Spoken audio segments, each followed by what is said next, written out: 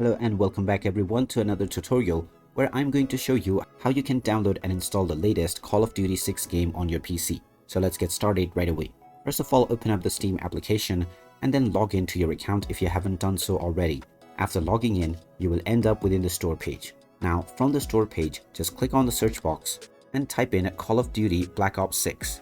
Once you find the game, just click on it and then you might need to provide your date of birth for verification.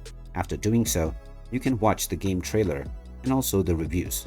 Then scroll down and you will find the Add to Cart button. Click on this option alongside the edition that you want to buy. You can then click on View My Cart and then proceed towards payment by clicking on the Continue to Payment option. Then just choose your payment method and click on Continue, and then you can provide your credentials for your chosen payment method.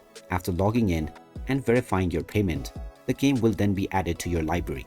From your library, you can just click on the game's download button to start the installation, and once it is done, you can enjoy the game right away. And there you have it. That is how you can download and install the Call of Duty Black Ops 6 game on your PC. If you find this video helpful, don't forget to hit that like button and subscribe to our channel for more useful tips. Thanks for watching, and I'll see you again in the next one.